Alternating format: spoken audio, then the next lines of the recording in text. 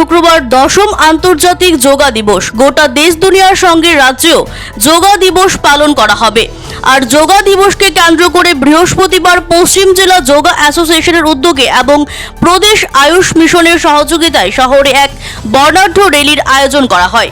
এদিন মেলার মাঠ এগিয়ে চলো সংঘ থেকে বর্ণাঢ্য র্যালিটি শুরু হয়ে শহরের বিভিন্ন পথ পরিক্রমা করে। র্যালিতে উপস্থিত ছিলেন যুব বিষয়ক এবং ক্রীড়া দফতরের মন্ত্রী টিঙ্কু রায়, রাজ্য ক্রীড়া পর্ষদের সচিব সুকান্ত ঘোষ, মিশন অধিকর্তা রাজীব দত্ত, যুগ্ম অধিকর্তা বিনয় ভূষণ দাস সহ অন্যান্যরা। মন্ত্রী টিঙ্কু রায় বলেন, যোগাকে কেবলমাত্র 21শে জুন আন্তর্জাতিক যোগা দিবসের জন্য চিহ্নিত করলে চলবে না। দেহ এবং মন সুস্থ রাখতে যোগাকে প্রতিটি মানুষের দৈনন্দিন জীবনে রপ্ত করে নিতে হবে। যোগা খেলাধুলার একটা বড় অংশ। যোগা একটি প্রাচীন পরম্পরা। প্রধানমন্ত্রী নরেন্দ্র মোদীর আহ্বানে 177টি দেশ বিশ্ব যোগা দিবস পালন করে আসছে।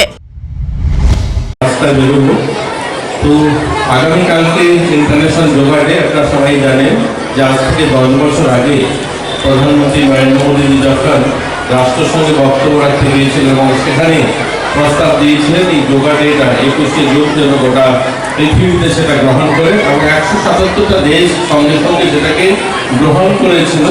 যে এরপরে অনেকগুলো দেশ জুড়েছে, কিন্তু ওই দিন একসঙ্গে 177টা দেশ সিদ্ধান্ত নেয় যে এই দিনটাতে আমরা যোগা দিবস পালন করবো। যোগা আমাদের দেশে এটা নতুন নয়, এটা আমাদের প্রাচীন পরম্পরা, এটা আমাদের চিকিৎসা পদ্ধতি। আমরা যদি আমাদের রাজ্যে দেখি, আমাদের যোগাতে শুধুমাত্র শরীর মন সুস্থ রাখা নয়, আর যোগা কিন্তু খেলাধুলার একটা বড় অংশ। আমরা কিছুদিন আগে উত্তর পূর্বাঞ্চল একটা স্পোর্টস ইভেন্ট হয়, যেখানে প্রায় 200টা ইউনিভার্সিটি গোটা দেশ থেকে সামিল হয়েছে আসামি গুয়াহাটিতে।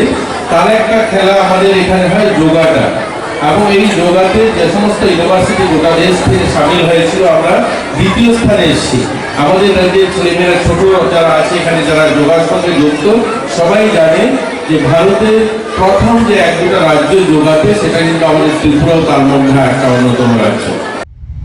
CERI TV, channel for news and entertainment.